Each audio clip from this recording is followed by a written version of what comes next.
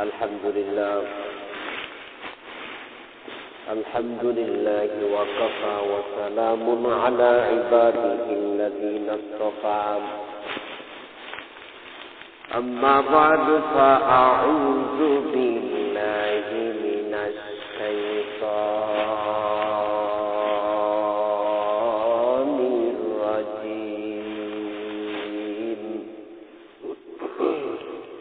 بسم الله الرحمن الرحيم إن الله وملائكته يصلون على النبي يا أيها الذين آمنوا صلوا عليه وسلموا تسليما اللهم صل على محمد وعلى آل محمد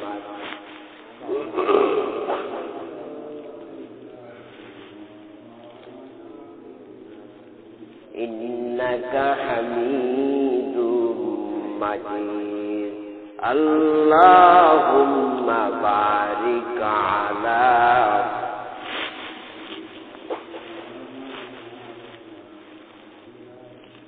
وعلى آل إبراهيم بلغ العلا بكماله كشف الدجى بجماله حسنت جميع خصاله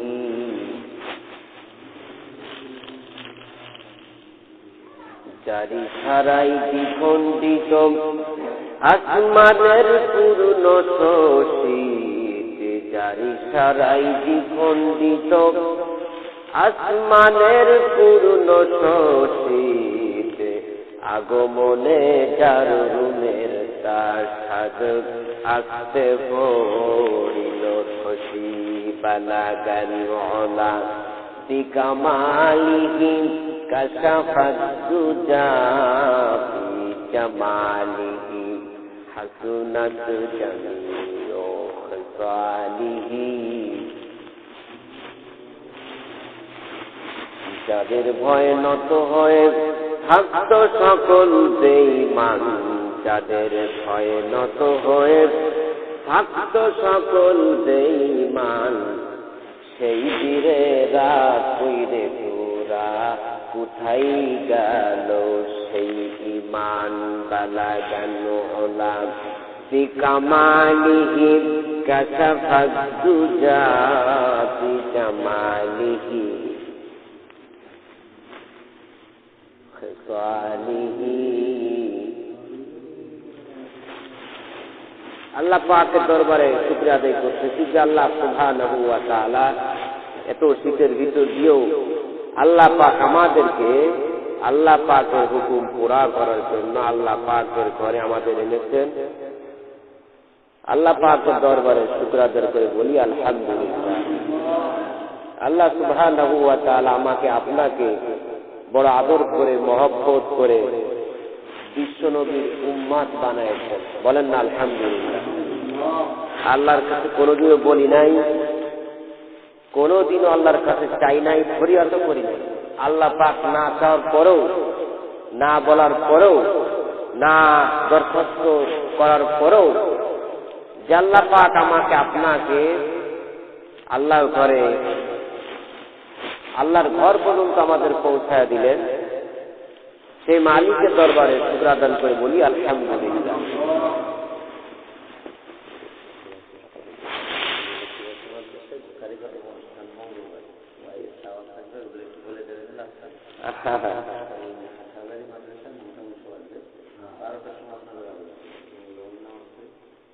আচ্ছা আলহামদুলিল্লাহ, ঠিক আছে ঠিক আছে, ঠিক আছে ঠিক আছে। যাই হোক, আল্লাহ রাব্বুল আলামিনের দরবারে যতদিন আছি পৃথিবীতে শুকর আদায় তো করতেই হবে। ভালো মন্দ যা কিছু হয় বলেন তো কার পক্ষ থেকে হয়? তার ইশারা ছাড়া কিছু করার কায়দা।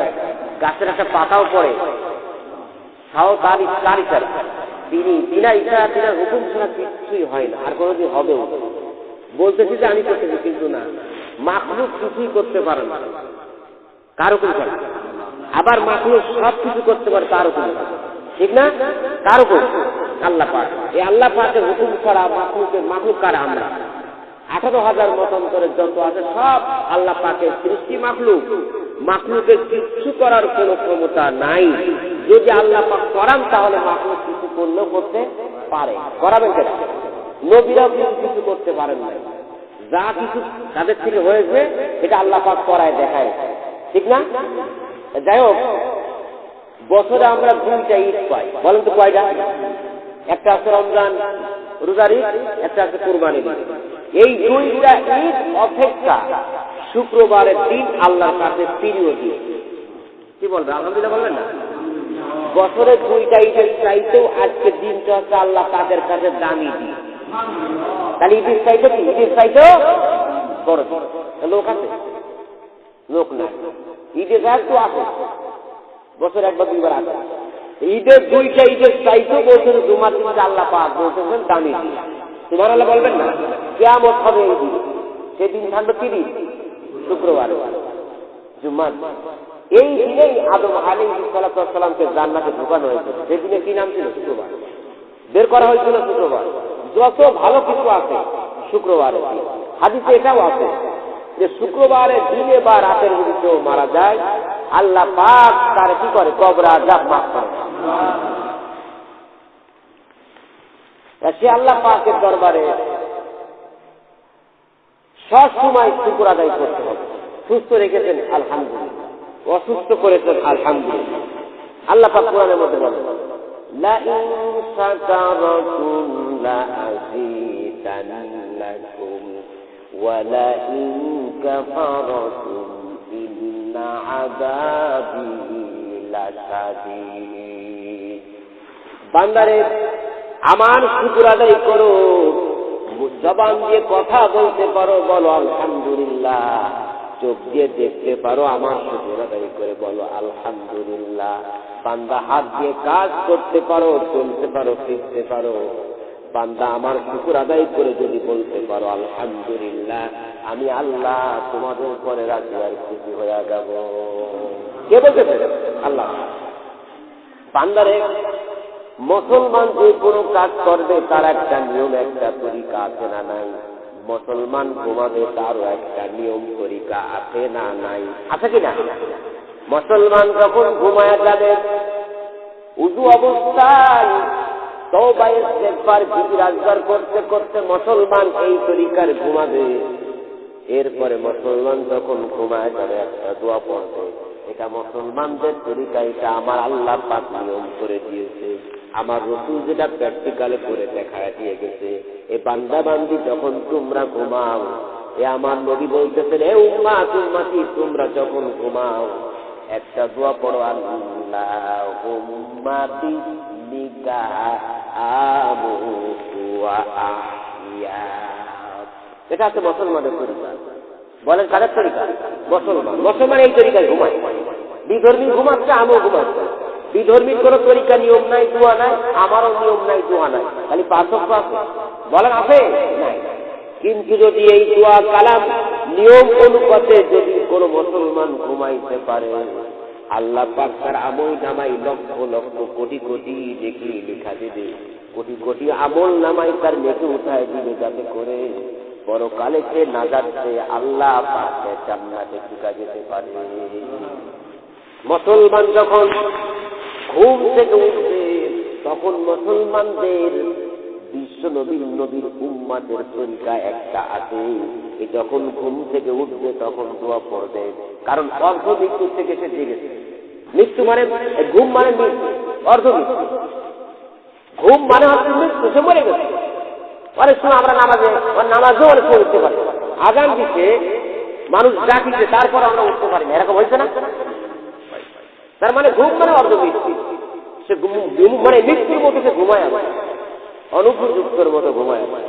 সে যখন আল্লাহ যখন তারে আবার জীবিত করে যখন আরে তার ঘুম থেকে জাগায় দিচ্ছে, মুসলমানদের তরিকা হলো মুসলমান তখন আল্লাহ শুকর আজকে দোয়া পড়বে, আলহামদুলিল্লাহ ইল্লাযী আহইয়ানা বা'দা মা আমাতানা ওয়া ইলাইহিন নুশুর। বলেন না সুবহানাল্লাহ। এটা হচ্ছে মুসলমানদের তরিকা। বিশ্ব নবী যে হয়েছে, সেই বিশ্ব নবীর উম্মতের নিয়ম আর তরিকা হচ্ছে এইটা। বলেন সুবহানাল্লাহ। এই নিয়ম আর এই তরিকায় যারা ঘুমাবে, যারা উঠতে শুনতেছে, আল্লাহ পাক রাসূল বলেছেন আমার আল্লাহ ওই বান্দা বান্দির আমল নামায় লক্ষ লক্ষ কোটি কোটি নেকি তার আমল নামায় লিখে দেওয়া হয়। এই বান্দা বান্দি যখন ক্ষুধা লেগেছে, খাবার যখন খেতে বসবে, আমরা তো কমপক্ষে 3 বার খাই প্রতিদিন। কয়বার বলেন? কয়বার? অবশ্যই আরো বেশি। চাটা খাই, ইত্যাদি নাস্তা পানি, কত কিছু খাচ্ছি না, কিন্তু আমরা তো সর্বনিম্ন কমপক্ষে 3 বার খাইতে, তা নাহলে আমরা অসুস্থ হয়ে পড়ি, ক্ষুধা লাগে ইত্যাদি। বান্দা যখন তোমার সামনে ক্ষুধা অবস্থায় যখন বান্দা খাবার খেতে বসেছ, তোমার সামনে যখন খাবার এসে গেছে, আল্লাহ বলতেছেন বান্দা তখন তুমি নিয়ম অনুযায়ী, আমার তরিকা অনুযায়ী, আমার রাসূলের তরিকা অনুযায়ী তুমি একটা দোয়া, যারা মুসলমান দাবি করবে, নারী হোক পুরুষ হোক, তারা আমার নিয়ম অনুযায়ী, আমার বন্ধু, আমার বিশ্ব নবীর তরিকায় আমার বান্দা বান্দি খেতে বলবে, তখন তার সামনে থাকবে দোস্তর খানা এবং সে দোয়া পড়বে। খানা যখন সামনে এসে গেছে, বান্দা নিয়ম আর দোয়া আর তরিকা অনুযায়ী খেতে বলবে, খাবে। বান্দা যখন খাবার তার সামনে এসে গেছে, তখন বান্দা দোয়া পড়বে, আল্লাহুম্মা বারিক লানা ফীমা রাযাকতানা ওয়া কিনা আযাবান নার। বলবেন না সুবহানাল্লাহ? এটা কাদের তরিকা? ভালো করে বলেন, কাদের তরিকা? এই সব নিয়ম হচ্ছে মুসলমানদের। আর এই দোয়া কালাম জান্নাওয়ালা ব্যক্তিকেই বলা হয় আলেম। কি বলা হয়? তাকেই বলা হয় আলেম।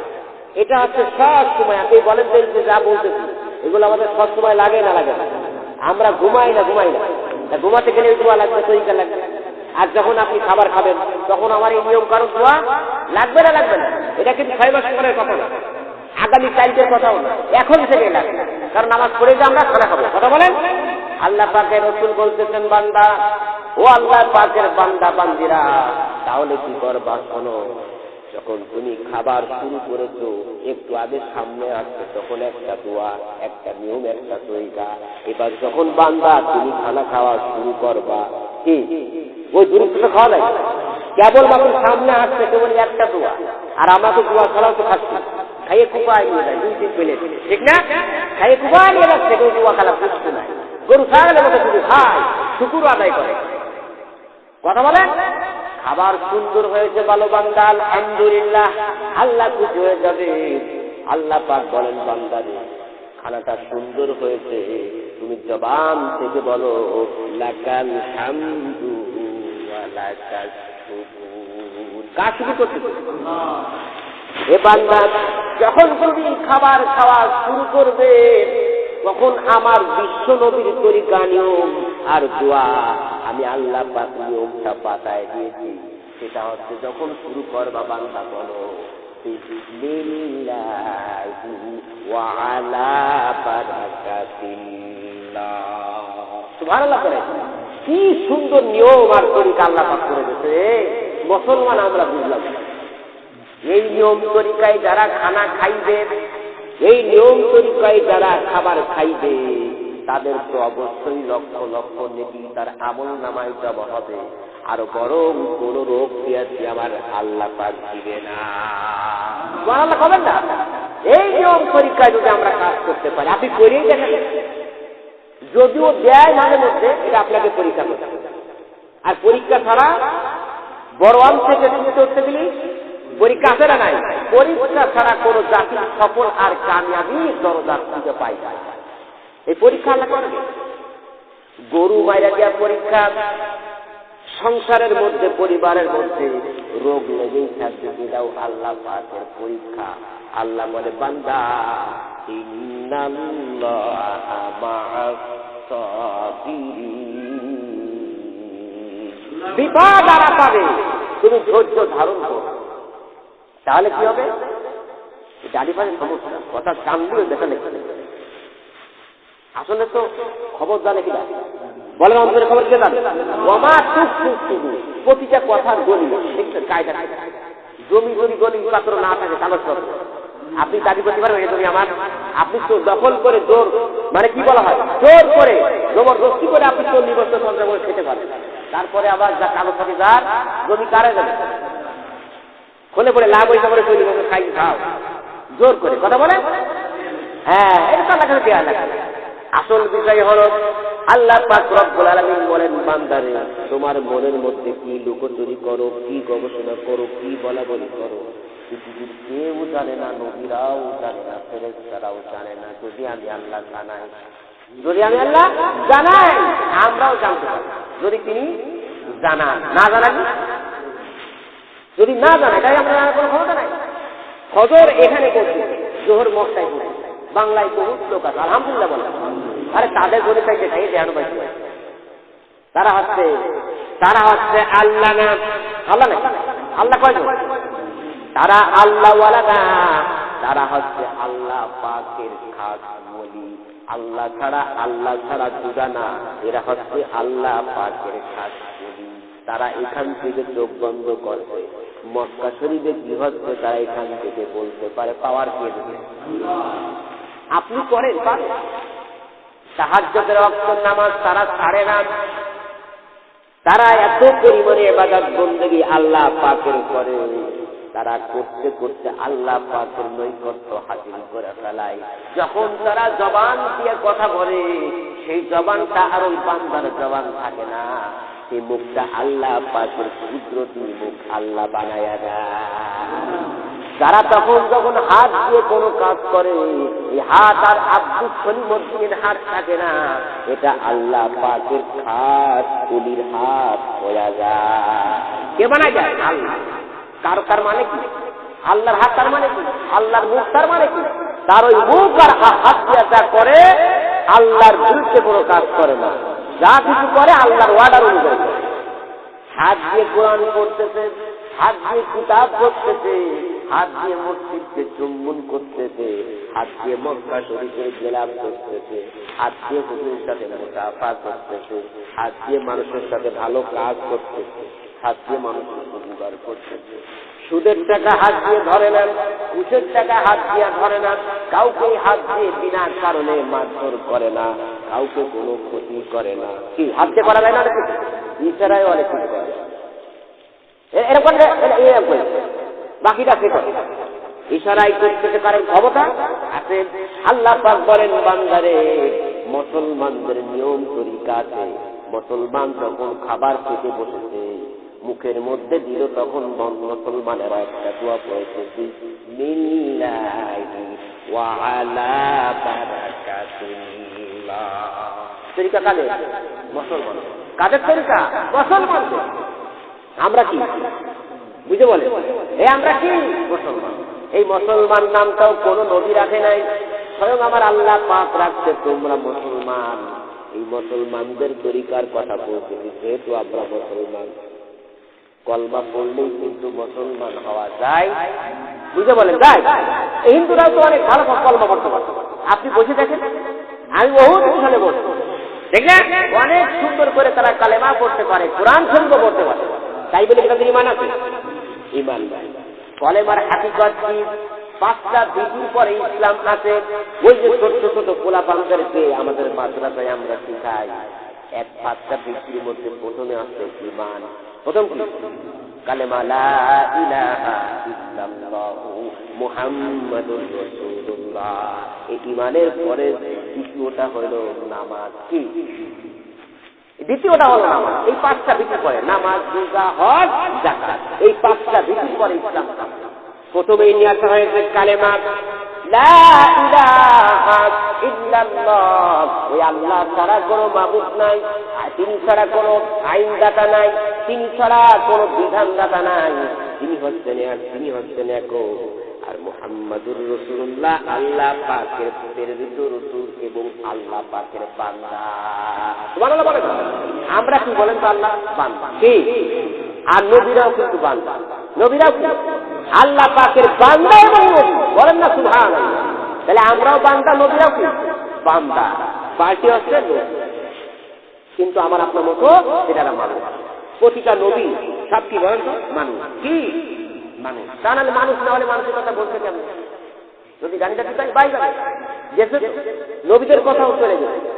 নূহ আলাইহিস সালাম যখন দাওয়াত দিয়েছে, ইতিহাসের পাতায় সেইভাবে লেখা আছে, যখন নূহ আলাইহিস সালাম দাওয়াত দিয়েছে, মুখটা ডালির দিকে ঘোরায় পড়েছে, এ আমার উম্মতেরা, আল্লাহ কিন্তু একজন। কেউ শুনছে, কেউ কানের মধ্যে আঙ্গুল ঢুকায় দিয়েছে, মুখ অন্যদিকে ঘোরায় দিয়েছে। যাক, আমি অধিক আমি বলছিলাম মুসলমানদের পরিষ্কার করা, কিসের কথা? এবার আছেন, আপনি যখন খাবার খাচ্ছেন, গলায় খাবার বেঁধে যেতে পারে না, এবার পানির দরকার, কিসের দরকার? পানির দরকার। আল্লাহ পাক বলতে, বান্দারে, গরু পানি খায়, বিধর্মীরাও কিন্তু পানি পান করে না। পানি কিন্তু পিঠে খাচ্ছে, আমরা খাওয়া যায় পান করা। এই পানি কিন্তু বিধর্মীরাও খায়, তারা বাম হাত দিয়ে খায়, আরো অনেক কিছু দিয়ে খায়, কিন্তু কোনো নিয়ম নাই, কোনো তরিকা নাই, কোনো দোয়া পড়ে না। কিন্তু মুসলমান যখন পানি পান করবে, নিয়ম তরিকা আছে না নাই? আমার আল্লাহ এবং আমার আল্লাহ পাকের নবী বলেছেন, বান্দারা, বান্দিরা, তোমরা একটা দোয়া পড়ে দাও, তার মানে হলো তোমার মুখের মধ্যে, গলার ভিতরে খাবার আটকে গেছে, এখন তুমি যদি কিছুতে গোটা দাও, খাবারটা ভিতরে যাবে, কিন্তু তোমার গলা ধীরে ধীরে নষ্ট হয়ে যেতে পারে, পাই পুরো যেতে পারে না।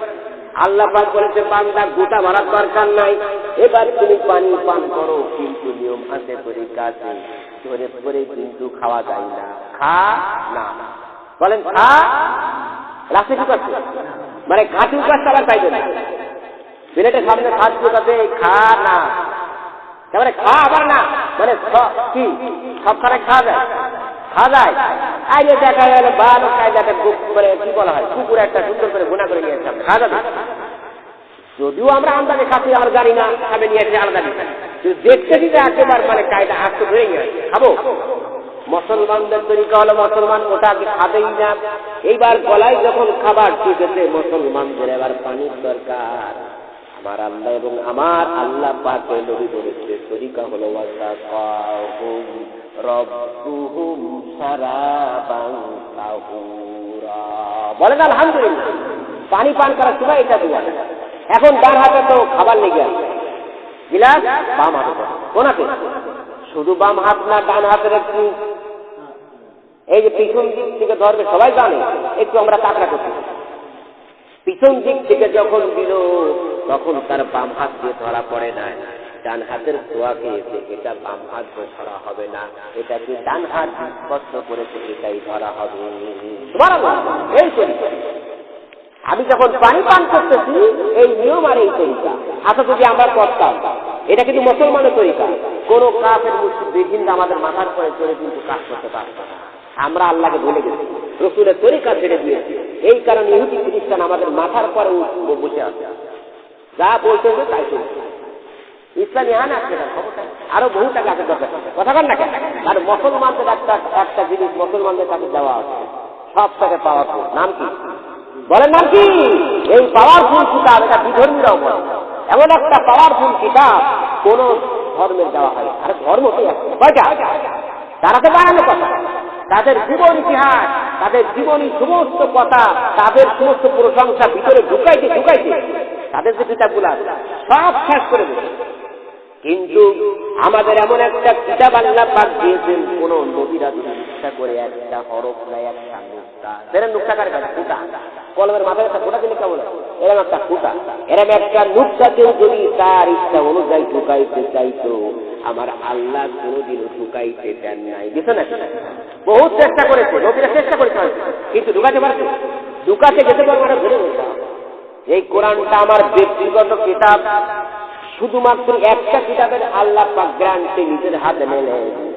এই কারণে কোরআনের মধ্যে 1400 বছর প্রায় 1500 বছর ধরে চলতেছে, আর কিয়ামত পর্যন্ত চলবে। কোরআনের মধ্যে কোনো বিজ্ঞান, কোনো বৈজ্ঞানিক, কোনো মানতে পারে কেউ একটা নুকতা কেউ ভুল করতে পারবে না। এমন একটা কিতাব আল্লাহ পাঠিয়েছে, আখেরি কালাম, কালামে রব্বানি। এই একটা কিতাবই মুসলমানের জন্য যথেষ্ট। আর সেই কিতাব প্রায় 1500 বছর আগ থেকে আমরা পেয়েছি, ঠিক না? এখনো পর্যন্ত ক্ষমতায় মুসলমানরা যেতে পারলো না। এখনো পর্যন্ত ইসলাম ক্ষমতায় আসলো, যে যায় মুসলমান ওই জায়গায় যায় আর কাফের ফিরে আসে। ঠিক না? ইতিপূর্বে যা দেখতেছি আমি মুসলমান হয়ে যাচ্ছি ওখানে, আমি অনেক অন্য কথা অন্য জনের কথা বলবো না, আমি বলবো মুসলমান ওই জায়গায় যাচ্ছি আর কাফের ফিরে আসি নিজের পেয়ে। এ হাল তেরা জাল হ্যাঁ, কবি বলতেছেন এ হাল তেরা জাল হ্যাঁ, মকসুদ তেরা মাল হ্যাঁ, লাখোं को अंदाज कर दिया। তাদের চিন্তা শুধু নিজেদের পেট সামনে ভরা যায়। কথা বল না কেন? যে আমার কথাই বলে, কিন্তু মুসলমানদের তরিকা এটা হবে না। তুমি নিজের জন্য যেটাকে পছন্দ করো আর একটা মুসলমানের যদি দিতে চাও সেটা, তাহলে কিন্তু অন্যটা দিতে পারবে না।